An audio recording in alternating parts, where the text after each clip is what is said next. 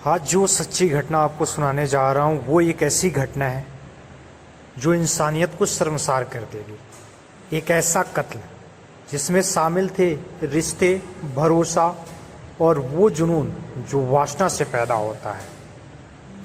सोचिए, एक पत्नी अपने ही पति को मिटाने की साजिश रचती है और उस साजिश का हिस्सा बनता है उसका ही भांजा, तो कैसा नज़ारा रहा होगा। आज की सच्ची घटना कानपुर के शिवेंद्र सिंह की मौत की है। एक ऐसा कत्ल की दास्तां जिसमें खुद बेटे की आंखों ने देखा। शिवेंद्र सिंह की उम्र लगभग 50 साल थी। जिंदगी के शुरुआती दिनों में वो गुजरात में काम करने जाते हैं। प्राइवेट कंपनी की नौकरी लगती है जिसमें 15,000 रुपये उनको सैलरी के रूप में मिलता है। उसमें से बड़े मुश्किल से जिंदगी बसर हो रही थी। बहन अक्सर कहती थी, भैया अब शादी कर लो, उम्र निकल रही है। इस बीच उनकी मुलाकात हुई लक्ष्मी से। लक्ष्मी जो गाजीपुर की रहने वाली है। पहली मुलाकात में ही दोनों का नंबर एक्सचेंज, बातें, फिर मुलाकातें और धीरे धीरे ये दोस्ती प्यार में बदल गई। मतलब सोचिए, ये जो है वो लव मैरिज। 2004 में दोनों ने शादी कर ली। उस समय शिवेंद्र की उम्र लगभग 25 साल थी। समय बीतता गया, 3 बच्चे हुए, आनंद, रोहित और अंकिता। पर किस्मत ने करवट ली। शिवेंद्र की नौकरी चली गई। वो वापस गांव लौट आए। वहीं उनकी बहन रहती थी और उसका बेटा अमित। अमित ने कहा, मामा आप हमारी जमीन पर घर बनवा लीजिए, हम मदद करेंगे। शिवेंद्र मान गए। कुछ दिन सब ठीक चला। फिर उन्होंने दोबारा गुजरात से काम का बुलावा आया। घर वालों ने कहा जाओ, तो वे फिर गुजरात चले गए। घर की देखभाल करने लगा अमित, यानी भांजा।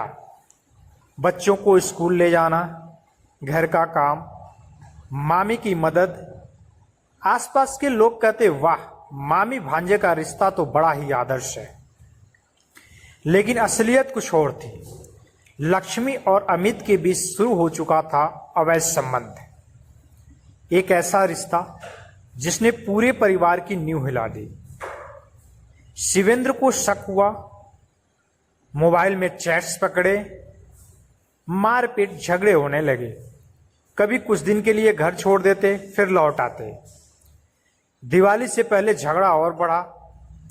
शिवेंद्र ने लक्ष्मी को चेतावनी दी, अब अमित से कोई नाता नहीं रखना। देखिए, एक हस्बैंड मतलब कितना सहयोगी है कि उन्होंने सब कुछ जानने के बाद भी उस औरत को मौका दिया कि भाई तुम अभी भी सबको भूल जाओ और उससे संबंध ना रखो। पर लक्ष्मी और अमित ने सोचा, अगर शिवेंद्र जिंदा रहा तो हमारी प्रेम कहानी कभी आगे नहीं बढ़ सकती। और तभी बनी कत्ल की साजिश। दिवाली की रात बच्चे पटाखे छोड़कर लौटे। लक्ष्मी ने सबको चाय दी जिसमें मिली हुई थी बेहोशी की दवा। 2 बच्चे और शिवेंद्र सो गए। पर रोहित जो सिर्फ 12 साल का था, उसने चाय नहीं पी। उसे स्वाद अच्छा नहीं लगा। माँ को लगा उसने पी ली है और वो अपने कमरे में चला गया। अब वक्त था कत्ल का।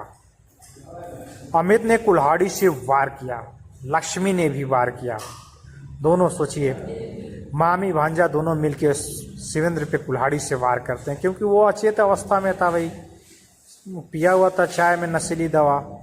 शिवेंद्र की सांसें तब तक ली जा रही थी जब तक वो हमेशा के लिए खामोश ना हो गए। शरीर को टुकड़ों में बांटकर गाड़ दिया गया। लेकिन एक चूक हो गई। चीख की हल्की आवाज सुनकर रोहित जाग गया।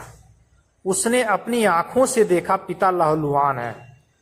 माँ और उसके कजिन भाई हत्या कर रहे थे। रोहित चिल्लाना चाहता था पर माँ ने धमकाया, चुप रह नहीं तो तुझे भी यहीं गाड़ दूंगी। 12 साल का बच्चा खौफ से चुप हो गया। भाई क्या ही कर सकता है। उसने देखा कि उसकी माँ जब वो अपने ही पति यानी उसके पापा को नहीं छोड़ी तो उसको कितने देर में 12 साल का बच्चा दोनों मिलकर निपटा देते। कुछ दिन बाद भाई दूज पर बहन कांति देवी ने भाई से बात करनी चाहिए। फोन नहीं लग रहा था। लक्ष्मी ने झूठ बोला वो गुजरात चले गए हैं। महीनों तक यही नाटक चलते रहा, लेकिन कांति देवी को शक हुआ, उन्होंने दबाव बनाया। तब रोहित ने हिम्मत करके कहा, पापा को माँ और अमित ने मार डाला। लक्ष्मी ने बेटे की खूब पीटा, डराया, पर बहन कांति देवी ने हार नहीं मानी। सोचिए बहन भी हो तो ऐसी, क्योंकि उसने उस बहन के बेटे का इनाम लिया था रोहित ने, मतलब जो अमित था वो उन्हीं का बेटा था। पर बहन कांति देवी ने हार नहीं मानी। पुलिस पहले अनसुनी करती रही, फिर कोर्ट गई। जानते हैं पुलिस वालों का काम ही ऐसा है कि भाई वो तो मानने को तैयार ही नहीं होते हैं कि हाँ ये हुआ होगा। तो फिर ये कोर्ट जाके वहां से कोर्ट के आदेश पे एफआईआर कराती हैं। जब एफआईआर होता है तो जांच में सारा राज खुल जाता है। तब जाके रोहित ने कबूल किया कि उसने अपनी आंखों से कत्ल देखा है। जो चीज छिपी हुई थी इतने महीनों तक, जब उसकी बुआ मेहनत करती है और एफआईआर दर्ज कराती है, तब वो बेटा 12 साल का लड़का कबूल करता है कि उसने अपनी आंखों से देखा है कि उसकी माँ और भाई ने मिलकर उसकी पिता की हत्या कैसे की। पुलिस ने उस जगह से सबूत निकाले जहां शव गाड़ा गया था। लक्ष्मी और अमित डर गए और शव को नहर में फेंकने की कोशिश की, पर सबूत वहीं रह गए। अंत में दोनों गिरफ्तार हुए। पूछताछ में लक्ष्मी बोली, मेरा और अमित का रिश्ता था, शिवेंद्र बीच में रुकावट था इसलिए मार दिया। सबसे बड़ी मिसाल बनी कांति देवी। जब उन्हें पता चला कि उनका ही बेटा अमित ने उनके भाई का कत्ल कर दिया, तो भी उन्होंने भाई को इंसाफ दिलाने के लिए अपने बेटे को कानून के हवाले कर दिया। उन्होंने कहा, अगर मेरे बेटे ने अपराध किया है तो उसे सजा जरूर मिले, मुझे कोई अफसोस नहीं। आज लक्ष्मी और अमित दोनों जेल में हैं, मामला कोर्ट में है, पर इतना तय है सजा उम्र कैद से कम नहीं होगी। और रोहित, वो बच्चा जिसने अपने पिता को मरते अपनी आंखों के सामने देखा, अब उसी ने सच बोलकर इंसाफ की राह खोली है। सोचिए इन दोनों का प्रेम प्रसंग था तो दोनों चाहते तो वही अलग भी रह सकते थे, लेकिन आजकल ये हो गया लोगों की पहले मार दो तब जान से मार दो। ये नहीं सोचते हैं कि भाई कुछ भी करोगे तुम्हारा अंतिम परिणाम आपको सलाखों के पीछे जाना ही जाना होगा। और कुछ भी कर लो, कितना हो भी सावधानी होशियारी से आप अपने आप को स्मार्ट समझ के कुछ भी कर लो, लेकिन आपको झेलना पड़ेगा। सोचिए पिता की मौत पहले हो गई, आंखों के सामने वो 12 साल का बच्चा ने देखा। तीनों बच्चों पे क्या गुजरेगी पूरी जिंदगी, और इस 12 साल के बच्चे को पूरा जीवन वो आंखों के सामने वो घटना घटित होते हुए नजर आएगा। और समाज में क्या कहेगा?